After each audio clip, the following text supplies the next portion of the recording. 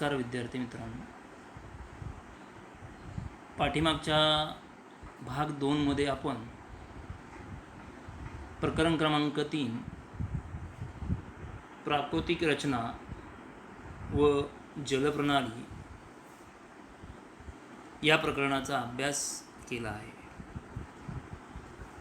त्या भागामध्ये आपण भारत व ब्राझील या दोन देशांची जी प्राकृतिक रचना आहे त्या रचनेचा अभ्यास केलेला दिसून येतो. आजच्या या भागामध्ये आपल्याला ब्राझील व भारत या दोन देशांची जलप्रणाली जी आहे त्या जलप्रणालीचा अभ्यास आपल्याला करायचा असलेला दिसून येतो. सर्वप्रथम ब्राझील हा जो देश आहे त्या देशाची जी जलप्रणाली आहे त्या जलप्रणालीचा अभ्यास आपल्याला या भागाच्या माध्यमातून करायचा असलेला दिसून येतो. ब्राझील जलप्रणालीचा विचार करताना असे लक्षात येते की या देशात 3 प्रमुख नद्यांची खोरी असलेली असते. यामध्ये पहिलं जे खोरं आहे ते ॲमेझॉन नदीचे खोरे असलेले असते. दुसरं जे आहे ते नैऋत्येकडे असणारे पॅराग्वे व पॅराना जलप्रणाली हे दुसरे जलप्रणाली असलेली असते. आणि तिसरी जी आहे ती ब्राझीलची जी उच्चभूमी आहे त्या उच्चभूमीच्या पूर्वेकडील असणारे साओ फ्रान्सिस्को व किनारपट्टीवरील ज्या नद्या आहेत त्या नद्यांचे एक खोरे असलेले असतात. अशा 3 प्रमुख नद्यांची खोरी ब्राझीलमध्ये आहेत. त्यापैकी पहिलं जे खोरं आहे ते म्हणजे आपल्याला पाहिजे ते ब्राझील जलप्रणाली. यामधील ॲमेझॉनची जी जलप्रणाली आहे त्या जलप्रणालीची माहिती आपल्याला पाहिजे असल्यास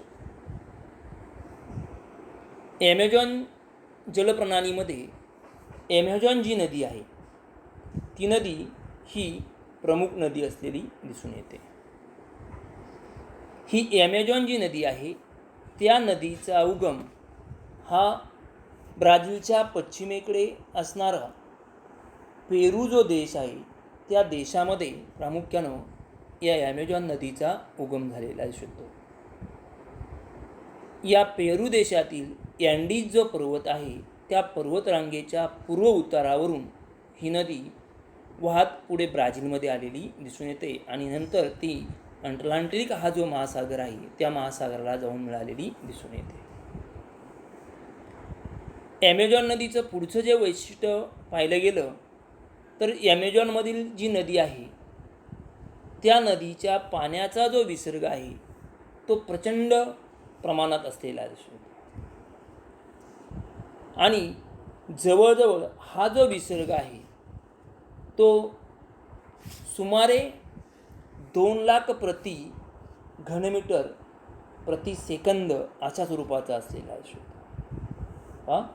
म्हणजे एका सेकंदाला 2 लाख घनमीटर एवढा हा पाण्याचा विसर्ग असलेला दिसून येतो. त्यामुळं नदीच्या उगमापासून ते नदीच्या पात्रात जमा झालेला जो गाळ आहे तो वेगानं पुढे वाहून नेलेला दिसून येतो. आणि यामुळं पाण्याला प्रचंड वेग असल्या कारणानं नदीच्या मुखाकडे गाळाचं संचयन मोठ्या प्रमाणात होत नाही. हा संपूर्ण जो गाळ आहे तो प्रचंड प्रमाणामध्ये असणारा पाण्याचा जो वेग आहे त्या वेगामुळं संपूर्ण समुद्रामध्ये वाहत गेलेला दिसून येतो. साधारणतः या ज्या नद्या आहेत त्या नद्यांच्या मुखाशी अनेक वितरिका आपल्याला आढळलेल्या दिसून येतात.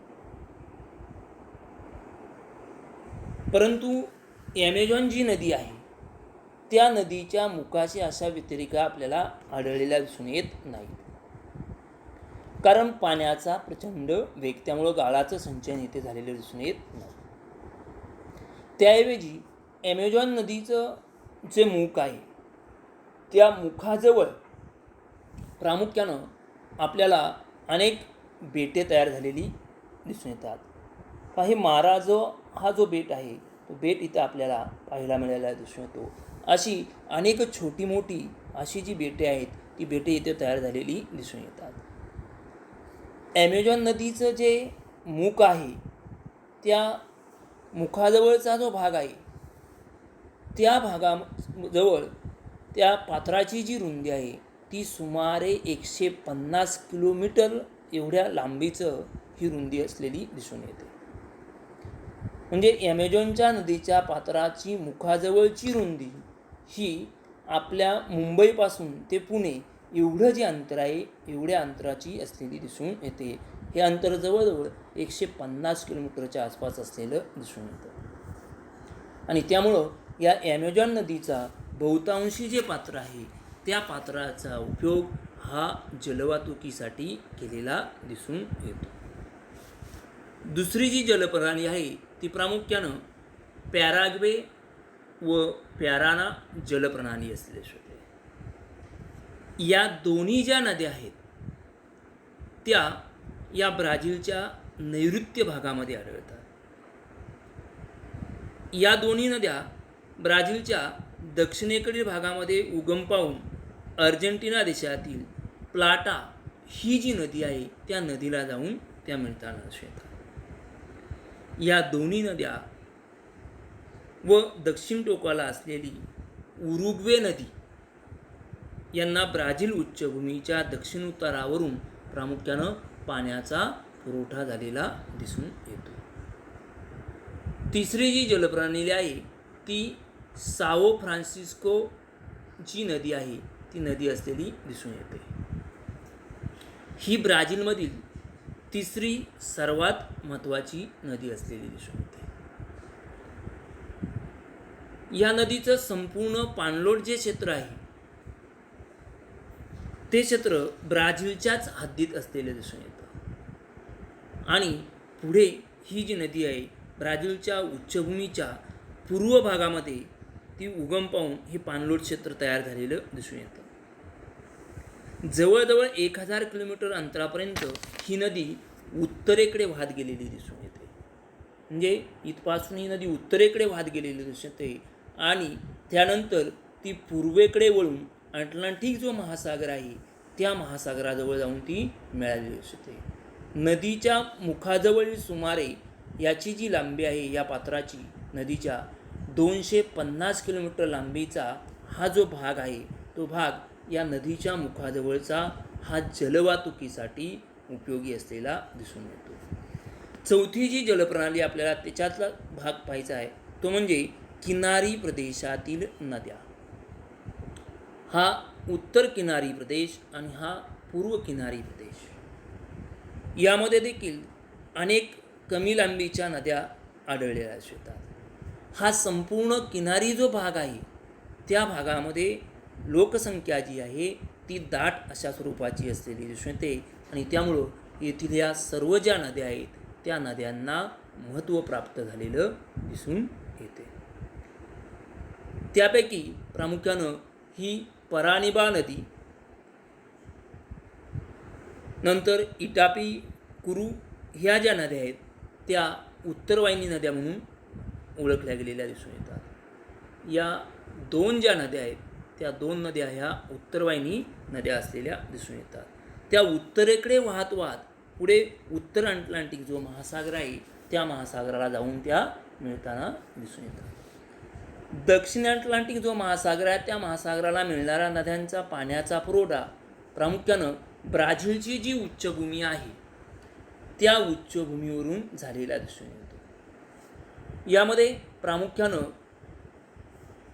पुरागू आकू ही जी नदी आहे ती नदी इथे महत्त्वाची असलेली दिसून येते. ही जी नदी आहे ती साल्वाडोरजवळ अटलांटिक जो महासागर आहे त्या महासागराला जाऊन ती मिळालेली दिसून येते. अशा पद्धतीनं भारत व ब्राझील या दोघांच्या जलप्रणालीची माहिती पाहताना आपण सर्वप्रथम ब्राझील हा जो देश आहे त्या देशाच्या जलप्रणालीची माहिती पाहिलेली दिसते. आता आपल्याला भारताची जी जलप्रणाली आहे ती जलप्रणालीची माहिती पाहिजे असलेली दिसून येते. भारत जलप्रणालीमध्ये प्रामुख्यानं उगम क्षेत्रानुसार भारतातील ज्या नद्या आहेत त्या नद्यांचे हिमालयातील नद्या व द्वीपकल्पावरील नद्या अशा 2 भागामध्ये वर्गीकरण केले गेलेले दिसून येतं. हिमालयातील ज्या नद्या आहेत त्या नद्यांची माहिती सर्वप्रथम आपण पाहूया. हिमालयामध्ये असणाऱ्या प्रमुख ज्या नद्या आहेत त्या सर्व प्रमुख नद्या ह्या प्रमुख ज्या नद्या आहेत त्या नद्या या बारमाही स्वरूपाच्या असलेल्या दिसून येतात. या हिमालयातील ज्या नद्या आहेत त्यामध्ये उन्हाळ्यातही मोठ्या प्रमाणात पाण्याचा जो विसर्ग आहे तो विसर्ग झालेला दिसून येतो आणि पावसाळ्यात देखील या नद्यांना पूर आलेला दिसून येतो. त्यामुळं या दोन्ही ज्या नद्या आहेत त्या नद्या बारमाही स्वरूपाच्या असलेल्या दिसून येतात. विद्यार्थी मित्रांनो, इथे एक प्रश्न विचारला जाईल तो म्हणजे हिमालयातील नद्या या बारमाही स्वरूपाच्या का आहेत. त्यापैकी त्याचं पहिलं कारण आहे हिमालयात उगम पावणाऱ्या नद्या ह्या अतिउच्च अशा हिमाच्छादित प्रदेशात उगम पावतात. दुसरं कारण या नद्यांना पावसाळ्यात पाऊस पडल्यामुळे पूर येतो. तिसरं कारण येथील असणारा बर्फ हा उन्हाळ्यात प्रचंड प्रमाणामध्ये वितळतो म्हणून देखील या नद्यांना पूर येतो.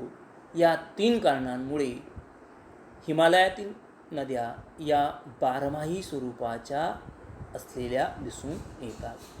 बारमाही स्वरूपाच्या म्हणजे 12ही महिने या हिमालयातील ज्या नद्या आहेत त्या नद्यांना पाण्याचा सतत पुरवठा झालेला दिसून येतो. आता या हिमालयातील ज्या नद्या आहेत त्या नद्यांचा जो गट आहे त्याच्यामध्ये सिंधू आणि तिच्या उपनद्या आणि गंगा व तिच्या ज्या उपनद्या आहेत त्या उपनद्यांचा समावेश झालेला असतो. सिंधू जी नदी आहे त्या नदीचा इथे काही समावेश झाला असतो आणि गंगा जी नदी आहे त्या नद्यांचा हा प्रदेश असलेला दिसून येतो. त्यापैकी पहिल्यांदा आपल्याला पाहायचे ते सिंधू आणि तिच्या उपनद्यांची माहिती पाहिजे असते. सिंधू आणि तिच्या ज्या उपनद्या आहेत त्या उपनद्यांमध्ये प्रामुख्यानं झेलम, चिनाब, रावी आणि बियास ह्या 4 प्रमुख सिंधूच्या उपनद्या असलेल्या दिसून येतात. पश्चिम जो हिमालय आहे त्या हिमालयामध्ये प्रामुख्यानं या नद्या उगम पावून जम्मू काश्मीर हे जे राज्य आहे त्या राज्यामधून त्या वाहत जाताना दिसून येतात. या सर्वच्या सर्व ज्या नद्या आहेत त्या प्रामुख्यानं एकमेकींना समांतर अशा स्वरूपाच्या त्या वाहताना दिसून येतात. सिंधूची एक प्रमुख नदी म्हणजे ती सतलज नदी असलेली दिसून येते. या ठिकाणी नकाशामध्ये आपल्याला ती पाहायला मिळते. सिंधूची ही प्रमुख उपनदी असलेली दिसून येते. सतलज व तिच्या ज्या उपनद्या आहेत त्या उपनद्यांचा विचार जर केला गेला तर त्यांच्या काळाच्या संचयनातून आपण जी काल प्राकृतिक रचनेची माहिती पाहिली होती त्यामध्ये पंजाबचं जे मैदान आहे ते मैदान तयार झालेलं दिसून येतं. सतलज ही जी नदी आहे त्या नदीचा जो उगम आहे तो प्रामुख्यानं मानसरोवर जे आहे त्या मानसरोवराजवळ तिचा उगम झालेला दिसून येतो. पुढे सिंधू नदी जी आहे ती पाकिस्तानात वाहत जाते आणि अरबी समुद्राला जाऊन ती मिळालेली दिसून येते. त्यानंतर दुसरा जो भाग आहे तो म्हणजे गंगा व तिच्या उपनद्या. या ठिकाणी गंगा आणि तिच्या उपनद्या असलेल्या दिसून येतात. मुख्य नदी जी गंगा आहे त्या गंगा नदीचा उगम जो आहे तो हिमालयातील गंगोत्री हे जे ठिकाण आहे त्या ठिकाणी या गंगा नदीचा उगम झालेला दिसून येतो. हिमालय ओलांडून मैदानी प्रदेशामध्ये ती आल्यानंतर ती पूर्ववाहिनी बनलेली दिसून येते. अशा पद्धतीने ती पूर्ववाहिनी बनलेली दिसून येते. हिमालयात उगम पावणाऱ्या गंगेच्या अनेक उपनद्या असलेल्या दिसून येतात. या उपनद्या देखील या गंगेचा जो मार्ग आहे त्या मार्गाप्रमाणेच वाहताना दिसून येतात. त्यापैकी यमुनोत्री ही गंगेची प्रमुख उपनदी असलेली दिसून येते. तिचा जो उगम आहे तो प्रामुख्यानं यमुनोत्री या ठिकाणी या यमुना जी नदी आहे त्या नदीचा उगम झालेला असतो. यमुना ही गंगेची प्रमुख उपनदी असलेली दिसून येते. गंगेची एक मोठी उपनदी असलेली असते. ती प्रामुख्यानं बृहत हिमालयाचा उत्तर जो भाग आहे त्या उत्तर भागामध्ये ती उगम पावलेली दिसून येते आणि हिमालयन ओलांडून ती भारतीय हद्दीत प्रवेश करताना दिसते. हिमालयातून जेव्हा ती वाहते तेव्हा तिला नाव दिलं गेलं आहे ते म्हणजे त्सांगपो. त्सांगपो या नावानं ती ओळखली गेलेली दिसून येते. हिमालय ओलांडणाऱ्या तिच्या प्रवाहास नंतर पुढे दिहांग असं जे नाव आहे ते नाव दिलं गेलेलं दिसून येते आणि ती नंतर पूर्वेकडे वाहणाऱ्या जी नदी आहे त्या नदीस नंतर ब्रह्मपुत्रा हे नाव दिलं गेलेलं दिसून येतं. म्हणजे अशा पद्धतीनं नदी ही एकच असले असते परंतु ती 3 नावानं ओळखले गेले: त्सांगपो, दिहांग आणि ब्रह्मपुत्रा. गंगा नदीला अनेक उपनद्या या ठराविक अंतरानं येऊन मिळालेल्या दिसून येतात, परंतु प्रमुख जी उपनदी आहे ती यमुना असलेली असते. नंतर चंबळ, केन, बेटवा आणि शोन ह्या ज्या नद्या आहेत त्या नद्यासुद्धा प्रामुख्यानं या गंगेच्या उपनद्या असलेल्या दिसून येतात. गंगा नदी नंतर प्रामुख्यानं पुढे जो बंगालचा जो उपसागर आहे त्या उपसागराच्या जवळ मोठ्या प्रमाणात बांगलादेशाच्या मध्ये त्रिभुज प्रदेशाची निर्मिती तिने केलेली दिसून येते. प्रचंड प्रमाणामध्ये तिने गाळ वाहून आणलेला दिसून येतो आणि त्यामुळं या ठिकाणी त्रिभुज प्रदेश जो आहे तो तयार झालेला दिसून येतो. अशा पद्धतीनं ह्या 2 जलप्रणाली आपण पाहिलेल्या असतात. सिंधू आणि तिच्या उपनद्यांची जलप्रणाली, गंगा व तिच्या उपनद्यांची जलप्रणाली आपण अभ्यासलेली दिसून येते. त्यानंतर पुढचा जो भाग आहे तो म्हणजे द्वीपकल्पावरील नद्या आपल्याला अभ्यासायच्या असलेल्या दिसून येतात. या द्वीपकल्पावरील ज्या नद्या आहेत त्या नद्यांचा अभ्यास करताना प्रामुख्यानं त्यांचे देखील 2 प्रकारामध्ये वर्गीकरण झालेले दिसून येतं.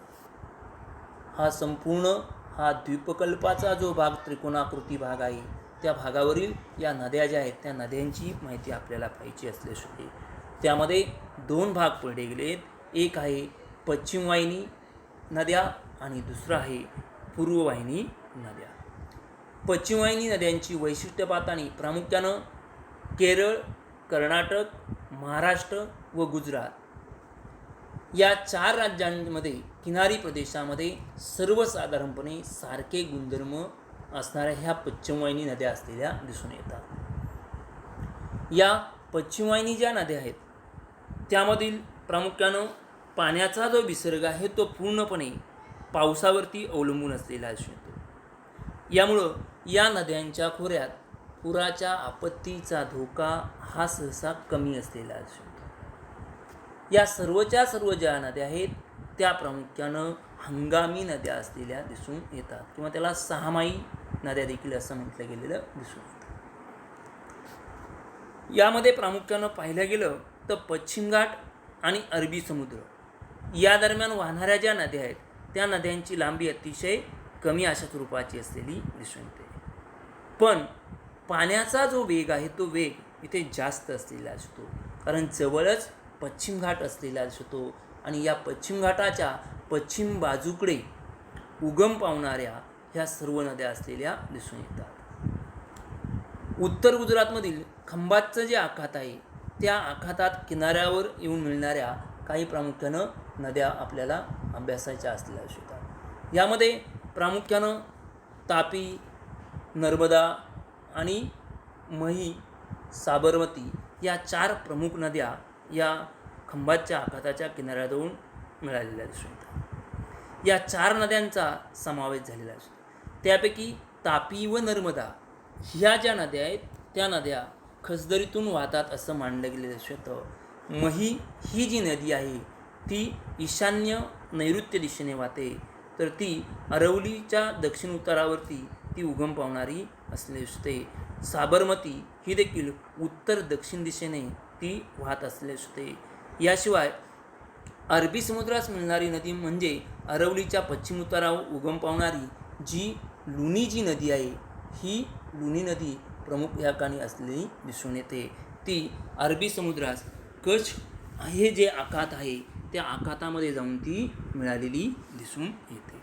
अशा पद्धतीनं या द्वीपकल्पावरती प्रामुख्यानं अरबी समुद्राला मिळणाऱ्या ह्या पश्चिमवाहिनी ज्या नद्या आहेत त्या नद्यांचा गट आपण अभ्यासला असतो. आता बंगालच्या उपसागराला मिळणाऱ्या ज्या नद्या आहेत त्या नद्यांचा अभ्यास आपल्याला करायचा असल्यास त्यालाच पूर्ववाहिनी नद्या असं देखील म्हटलं गेलेलं दिसून येतं. द्वीपकल्पाचा बराचसा प्रदेश बंगालच्या उपसागराच्या पाणलोट क्षेत्राचा तो एक भाग असलेला दिसून येतो. यात प्रामुख्यानं गंगा नदी देखील असलेली दिसते, पण गंगेशिवाय प्रामुख्यानं महानदी, गोदावरी, कृष्णा व कावेरी या 4 ज्या नद्या आहेत त्या 4 नद्यांचा समावेश याच्यामध्ये झालेला दिसून येतो. पुन्हा एकदा सांगतो, महानदी, गोदावरी, कृष्णा आणि कावेरी या 4 प्रमुख ज्या नद्या आहेत त्या प्रमुख नद्यांचा उगम हा प्रामुख्यानं पश्चिम जो घाट आहे त्या घाटामध्ये झालेला दिसून येतो. महानदी सोडून गोदावरी, कृष्णा आणि कावेरी या तिन्ही नद्या ज्या आहेत त्या प्रामुख्यानं हा पश्चिम जो घाट आहे त्या घाटामध्ये त्या उगम पावलेल्या दिसतात. पश्चिम घाटाची पूर्व जी बाजू आहे त्या बाजूमध्ये या नद्या उगम पावून नंतर पुढे त्या पूर्वेकडे वाहत बंगालचा जो उपसागर आहे त्या उपसागराला जाऊन त्या मिळालेल्या दिसून येतात. गोदावरी ही प्रामुख्यानं पाणलोट क्षेत्राच्या दृष्टीनं भारतातील 2ऱ्या क्रमांकाची ही नदी असलेली दिसून येते. म्हणजे गोदावरी ही जी नदी आहे त्या नदीचा उगम जो आहे तो प्रामुख्यानं नाशिक जिल्ह्यातील त्र्यंबकेश्वर या ठिकाणी या नदीचा उगम झालेला दिसून येतो. कृष्णा नदीचं जे खोरे आहे ते गोदावरी जी नदी आहे त्या नदीच्या दक्षिण बाजूकडे असलेले दिसून येतं. भीमा व तुंगभद्रा या प्रामुख्यानं या कृष्णा नदीच्या 2 प्रमुख उपनद्या असलेल्या दिसून येतात. भीमा नदी जी आहे त्या नदीचा उगम प्रामुख्यानं भीमाशंकर या ठिकाणी झालेला दिसून येतो. कावेरी जी नदी आहे ती प्रामुख्यानं कर्नाटक आणि तामिळनाडू ही 2 जी राज्य आहेत त्या 2 राज्यांमधून ती वाहत गेलेली दिसून येते. या नदीचा फार पूर्वीपासूनच जलसिंचनासाठी उपयोग केला गेलेला दिसून येतो. अशा पद्धतीनं भारत आणि ब्राझील या 2 देशांमध्ये असणाऱ्या या प्रमुख नद्या आणि त्यांचा अभ्यास आपण पाहिलेला असतो. त्या दोन्ही देशांच्या माध्यमातून दोन्ही देशामध्ये असणारी जी जलप्रणाली आहे त्या जलप्रणालीचा अभ्यास आपण केलेला दिसून येतो. आणि त्याच्या माध्यमातून मग बंगालच्या उपसागराला मिळणाऱ्या नद्या आणि अरबी समुद्राला मिळणाऱ्या नद्या अशा 2 नद्यांचा जो गट आहे तो गट तयार झालेला दिसून येतो. विद्यार्थी मित्रांनो, इथे प्रश्न विचारले गेलेले येतात त्या म्हणजे प्रामुख्यानं मगाशी एक कारणे मी सांगितलेलं दिसून येतं. त्यानंतर आणखीन एक कारण याच्यामध्ये या प्रकरणामध्ये अतिशय महत्त्वाचं असलं असतं की भारताच्या पूर्व किनाऱ्यावर नैसर्गिक बंदरे कमी आहेत. त्याचं कारण आहे, पहिलं कारण आहे भारताचा पूर्व किनारा नद्यांनी वाहून आणलेल्या गाळाच्या संचयनातून तयार झाला आहे, हे पहिलं कारण. दुसरं कारण, पूर्व किनाऱ्यावर अनेक ठिकाणी गाळाचे त्रिभुज प्रदेश आढळतात. तिसरं कारण, भारताच्या पूर्व किनारपट्टीवर पाण्याची पातळी खूप खोल आढळत नाही. चौथं कारण, भारताच्या पश्चिम किनारपट्टीजवळ पाण्याची पातळी तुलनेनं जास्त खोल आहे. 5वं कारण, गाळ व पाण्याची कमी खोल पातळी ही नैसर्गिक बंदराच्या विकासास पोषक ठरत नाही. म्हणून भारताच्या पूर्व किनाऱ्यावर नैसर्गिक बंदरे कमी आढळतात. अशा पद्धतीनं विद्यार्थी मित्रांनो, या प्रकरणाची इथे समाप्ती झालेली दिसते. आपण या प्रकरणाचा नक्कीच व्यवस्थित अभ्यास करणार आणि त्याच्यावरती विचारलेले जे प्रश्न उत्तरं असतील ते नक्कीच तुम्ही सोडवणार. धन्यवाद.